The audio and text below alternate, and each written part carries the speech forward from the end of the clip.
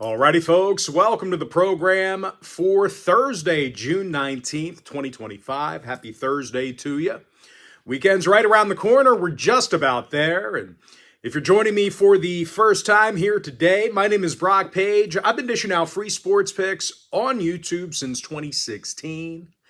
And if you want to see which one of the games on the slate here today that I actually like the best, my daily best play is going to run you just 6 cents a day for 30 days worth of access on my premium page.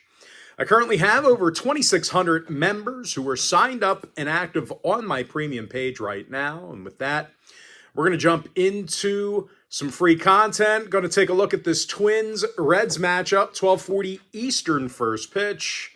Minnesota's minus $1.20, totals 9.5. Chris Paddock for the Twins, Nick Martinez for Cincinnati. Now, Martinez comes into today's matchup with an ERA in the threes, currently has a whip of 1.22. And these Minnesota pitchers have been tough to hit against. They're allowing just 7.2 hits a game at the Great American Ballpark, and they're facing a Minnesota lineup who's definitely struggled a bit at the dish. The Twins are currently a bottom 10 run-scoring team. And out of 41 contests on the road this year, the Twins currently have a .390 win percentage. Now, 3 out of Minnesota's last 5 on the road did stay under the total. Cincinnati games have gone 61% to the under at the Great American Ballpark. Give me the Reds plus $1, under 9.5. Rockies Nationals 105 East. Washington's $1.55, totals 10. Trevor Williams for the Nats. Chase Dollander for Colorado. And as bad as Dollander's been, well, the Rockies have actually had a real good week of baseball. They're currently on a 4-game winning streak, allowed under 3.1 runs a game on average during that stretch. And out of the Rockies' last 10 contests, well, they successfully covered the run line in 60% of those games. And speaking of the run line, well, not much doing for the Nats. They failed to cover in their last 7 straight home games. Currently on an 11-game losing streak. And this Nationals lineup has had a tough time at the dish this season, especially at home. They're a bottom 10 run-scoring team on their own diamond. 4 out of the Nats' last 7 home games did stay under the total, 60% to the under in their last 10 at any location. I like the Rockies plus 1.5, under 10. Angels Yankees 105 East, New York's minus 280, totals 9. Carlos Rodon for New York, Tyler Anderson for Los Angeles. Now, Anderson's recorded only 2 wins through 75 innings of work this year, ERA of 4.44. These Angels pitchers have definitely been brutal on the road this year. They're walking more batters a game than any other staff. They're also in the bottom 3 in hits allowed while traveling. And unfortunately for them, they're facing a top 3 run-producing lineup in the Yankees. Aaron Judge has 26 homers, 60 runs batted in, currently leading the league in batting average and OPS. And Giancarlo Stanton's 4 for 9 through 3 games, on-base percentage of .444.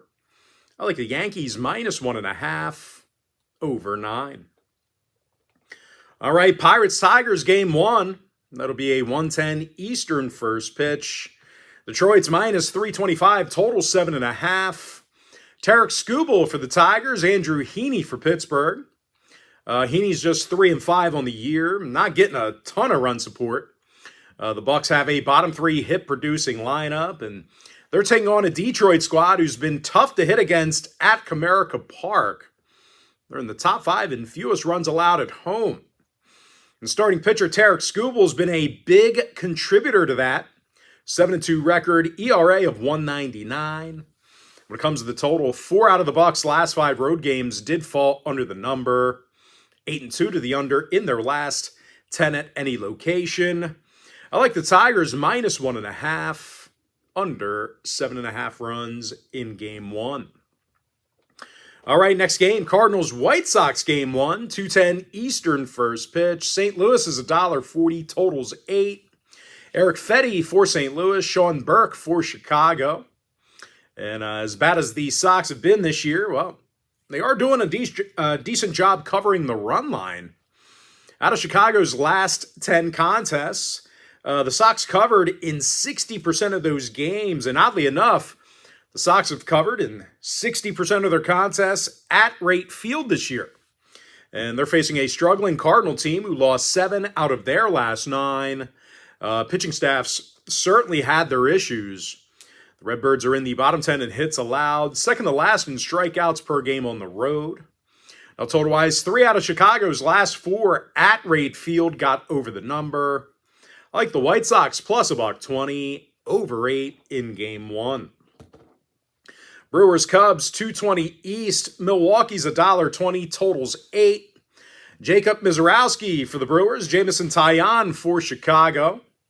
Taillon 7-3 on the year, getting plenty of run support. The Cubs are a top 3 run-producing team. Pete Crow Armstrong's got 19 homers. Seiya Suzuki with 61 RBIs, second most in the majors. And they're facing a Milwaukee pitching staff who walks a handful of batters per game on the road. They're actually in the bottom 10 in strikeouts per game in their travels. Give me the Cubs plus $1, over 8. Royals Rangers, 235 East. This game's currently off the board. Sean Armstrong for the Rangers, Michael Wacha for Kansas City. Wacha's just 3-6 on the year. Royals have struggled a bit at the dish. They're currently a bottom 3 run-scoring team. And they're facing a Texas squad who's definitely been tough to hit against at Globe Life Field. They're allowing just 6.8 hits a game in their own building. Meanwhile, at the plate, the Rangers have definitely blown up these Kansas City pitchers in recent meetings. They're averaging double-digit hits a game in their last 10 gatherings with the Royals. 6.3 runs a game they averaged during that stretch. Josh Smith, he's got an on-base percentage of .357. Adolis Garcia leads the roster in runs batted in. But even if the Rangers struggle at the plate, starting pitcher Sean Armstrong, he's definitely had a good year thus far. 2.90 ERA, .97 whip. Give me Texas getting the job done for some money line cash. Diamondbacks, Blue Jays, 307 East. Toronto's $1.35, totals 8.5. Kevin Gausman for the Blue Jays. Ryan Nelson for Arizona. Nelson's got an ERA of .414. D-backs pitchers have struggled this year. They're in the bottom 5 in runs allowed per game. And of course, as a team, the D-backs lost their last 3 straight. Bats have been a bit cold during that stretch. The Diamondbacks scored only 7 total runs in those 3 losses. And they're facing a Toronto team who's definitely been tough to beat at Rogers Center. These guys are 24-13 in their own building, top 5 in runs per game at home. Alejandro Kirk bats .305. Bo Bichette leads the team in runs batted in. But even if the bats are cold for the Blue Jays in this one, they've got a good one in Kevin Gausman on the bump. 80 strikeouts on the year, whip of 1.07. I like the Blue Jays minus -135. Guardians Giants, 405 East. San Francisco's $1.70, total 7.5. Logan Webb for the Giants, Gavin Williams for Cleveland. The Guardians have definitely struggled against the National League this year, losing record in their interleague games. They've also had a tough time getting base runners. They're in the bottom 5 in hits per contest. And they're going to face a 6-win Logan Webb, 105 strikeouts on the year, ERA of .258. And no real surprise, the righty currently has a solid 1.12 whip. Now, as a staff, the Giants have thrown quite well at Oracle Park this year. They're in the top 5 in fewest runs allowed at home. Now, San Francisco's last 4 straight at home did stay under the total, 60% to the under in their last 10 at any location. And ironically enough, Cleveland saw unders in 6 out of their last 10 themselves. I like the Giants minus -170, under 7.5. All right, Pirates-Tigers Game 2, 5:40 p.m. East. Now in Game 2, it's actually Pittsburgh who's favored. They're minus -135, total 7.5. Paul Skeens for the Pirates, Keter Montero for Detroit. Montero's 3-1 on the year. Tigers have been tough to hit against at home. They're in the top 5 and fewest runs allowed on their own diamond. And they're facing a Pittsburgh squad who's given little run support to Paul Skeens. They're averaging just 6.9 hits a game on the road. Skeens currently has a losing record on the year. The righty actually comes into today's start with a 4-6 record. Probably going to make the All-Star team too.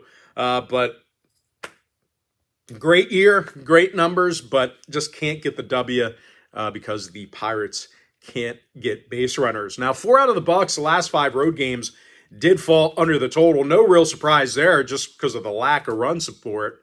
8-2 to the under in their last 10 at any location. Listen, anytime, I don't care if they're facing Skeens or not, anytime Detroit's getting plus money, that's exceptional value. I like the Tigers plus $1.15, under 7.5 in game 2. All right, Cardinals, White Sox game 2, 5:40 Eastern first pitch. St. Louis is $1.65, total 7.5. Mike McGreevy for the Cards, Mike Vassell for Chicago. And Vassell's definitely thrown well for the Sox this season. They've done a nice job against the run line. Chicago covered in 6 out of their last 10 ball games, 60% against the number in all of their contests at home. And once again, the Cardinals on the other side lost 7 out of their last 9. Pitchers are currently in the bottom 10 in hits allowed. Now, total-wise, once again, Chicago games have gone 61% to the over this year at Rate Field. I like the White Sox plus 1.5, over 7.5 in game 2. Phillies, Marlins, 6:40 Eastern start. Philadelphia's $1.65, totals 8. Christopher Sanchez for the Phils, Edward Cabrera for Miami. Cabrera's recorded just 2 wins on the year. Marlins have certainly had their issues at the plate. Miami's a bottom 10 run scoring team, 405 win percentage at Lone Depot Park. And they're taking on a Phillies team who got the W in 7 out of their last 9. Pitching's been excellent on the road. They're allowing just 3.8 runs a game in their travels, top 3 in strikeouts per game on the bump. And starting pitcher Christopher Sanchez, he struck out 88 hitters, ERA of 3.05. 3 out of the Phils' last 4 on the road did stay under the total, 7-3 to the under in their last 10 at any location. And oddly enough, Miami games went 7-3 to the under in their last 10 themselves. I like the Phillies minus 165, under 8. Mets, Braves, 7:15 East. Atlanta's $1.25, totals 9. Spencer Strider for the Braves. Clay Holmes for New York. Now, Holmes is 7-3 on the year, ERA of 2.87. The righty also has a whip of 1.17. And this Mets pitching staff as a whole, well, they've been fairly dominant. They're in the top 3 in fewest runs allowed per game. And they're going to face a Braves lineup who's struggled making contact at home. They're in the bottom 5 in strikeouts per 9 on their own field. Now, total-wise, Atlanta saw unders in 67% of their contests at Truist Park this year. Meanwhile, Mets road games went 62% to the under away from Flushing, Queens. I like the Mets plus 105, under 9. Orioles, Rays, 7:35 East. Tampa Bay is $1.45, totals 9. Drew Rasmussen for Tampa Bay. Charlie Morton for Baltimore. Now, Morton's just 3-7 on the year. Baltimore struggled at the plate. They're a bottom 5 run scoring team on the road. And they're facing a Tampa squad who got the W in 5 out of their last 6. Pitching's definitely been tough to hit against at Steinbrenner Field. The Rays walk fewer batters at home than any other staff. As far as today's concerned, well, starting pitcher Drew Rasmussen has an ERA in the 2s, whip of .95. 3 out of the Rays' last 4 home games fell under the total. Baltimore contests went 60% to the under in their last 10. I like the Rays minus 145, under 9. Astros, A's, 10:05 East. Houston's minus $1.30, totals 10. Colton Gordon for the Astros, Jacob Lopez for the A's. Now, Lopez is just 1-4 on the year, ERA close to 5. And these A's pitchers have definitely struggled this year as the home team. They're allowing nearly 11 hits a game at Sutter Health Park. Bottom 3 in runs allowed per contest, and they're taking on an Astros lineup who actually does a nice job making contact with the baseball. They're in the top 3 in fewest strikeouts on the road. Jeremy Pena hits .321. Isaac Paredes leads the clubhouse in homers and ribbies. 7 out of the Astros' last 10 outings against the A's got over the total. So if you're into historical trends, plenty of overs to go around. Of course, A's home games have gone 63% to the over this year. I like Houston minus $1.30, over 10. And with that, folks, we're going to jump into our next and final breakdown for the video. Padres-Dodgers, 10:10 Eastern start. The Dodgers are minus 250, totals 9. Yoshi Yamamoto for the Dodgers, Ryan Bergert for San Diego.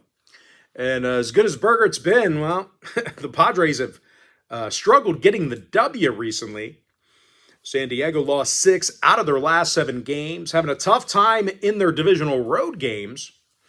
Out of 13 contests against NL West opponents on the road, San Diego's posted a record of just 5-8. And Bergert's going to face a very dangerous Dodger lineup of hitters. They're a top run-producing team on their own field. Well, Smith bats .333, OPS of .428. I'm sorry, not OPS, on-base percentage of .428. And Shohei Ohtani, he's hit 25 home runs.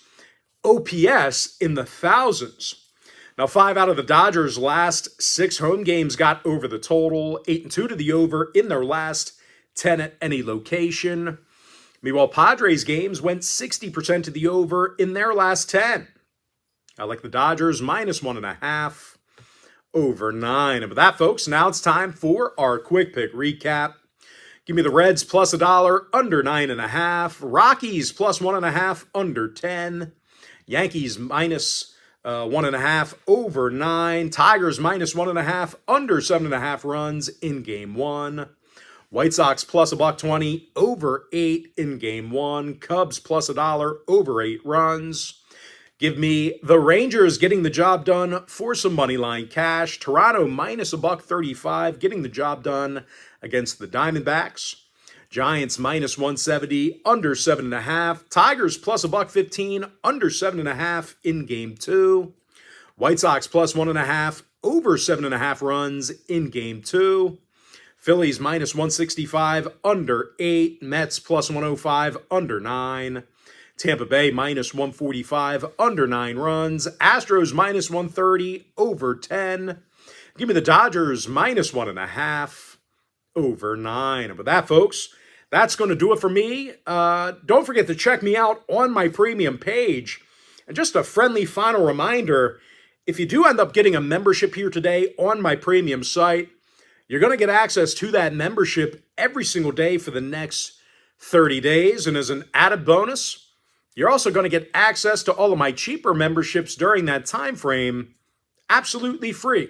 It's going to be included with your membership.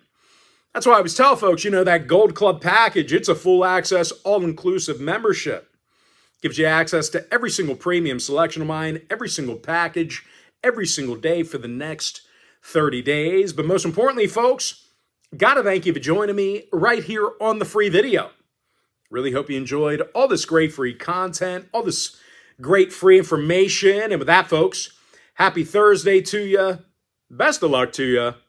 I look forward to seeing you later on today on my premium page.